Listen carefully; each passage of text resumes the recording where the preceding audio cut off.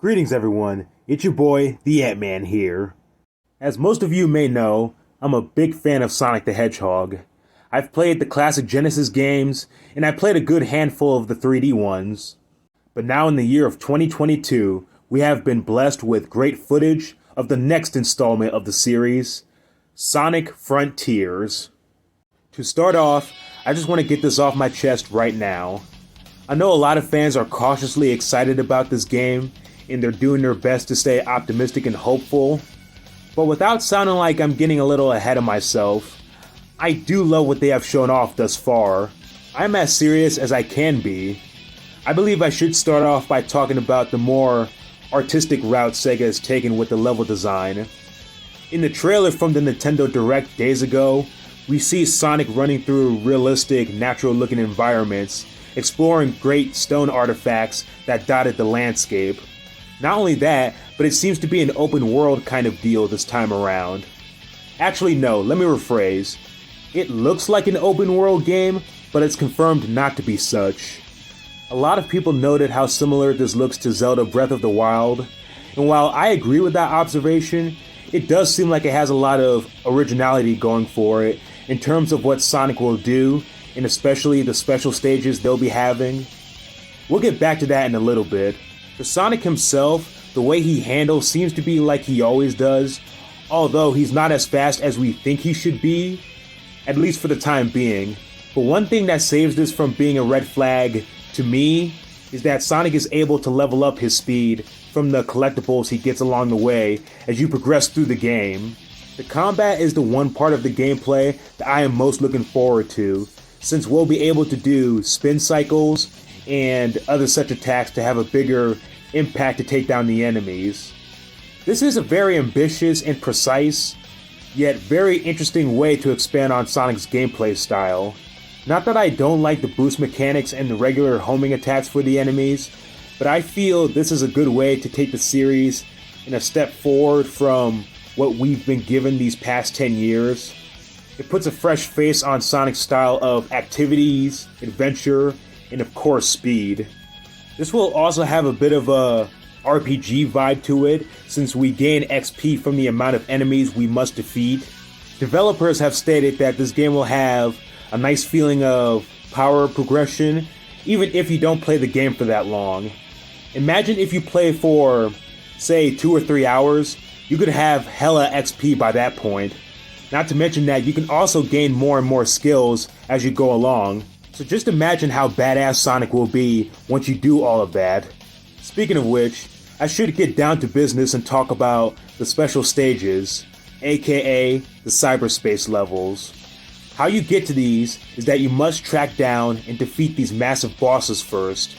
Then after that, you get to these things called portal gears that help you progress through the game.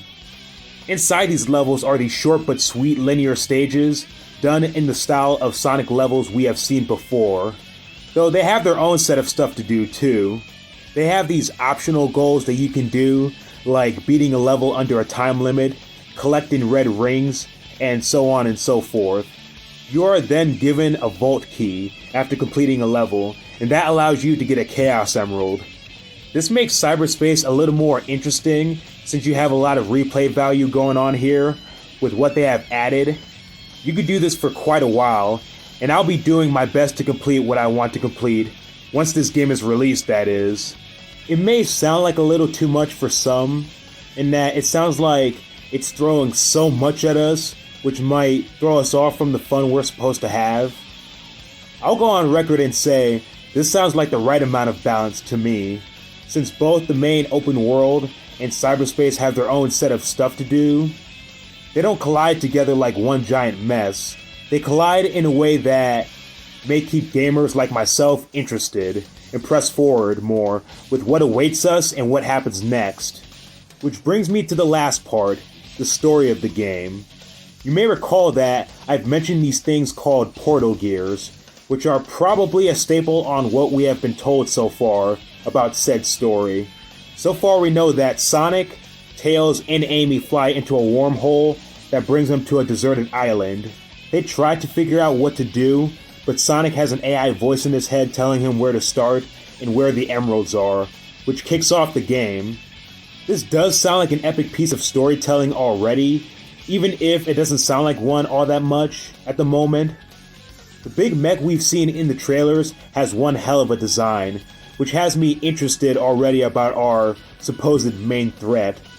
Dr. Eggman might show up, though we may need to wait for more news regarding his role in all of this. Knuckles and the Master Emerald are going to be making appearances as well, which leaves me to believe Super Sonic might show up. Oh my god, oh my god, oh my god! Oh my god! What? That's right, Gibby. I'm excited too. But yes, ladies and gents, this might be a bit of a stretch for some, but personally, I believe Sonic Frontiers will be one of the best installments of the franchise we have ever gotten in a long time.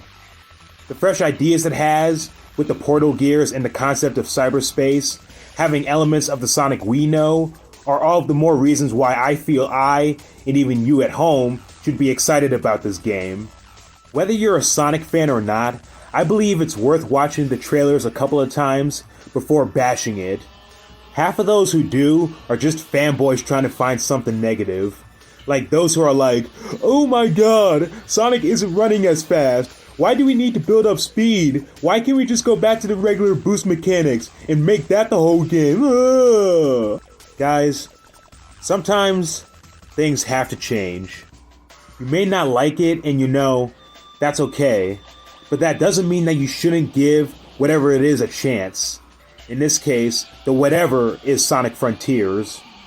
I'm not saying you have to have high hopes, but I just think it's good to have some genuine optimism for both SEGA and Sonic as a whole. Do you agree with me? What are your thoughts on Sonic Frontiers so far? I'd love to hear them. Do you think it'll be good? Leave your comments down below and tell me yourself.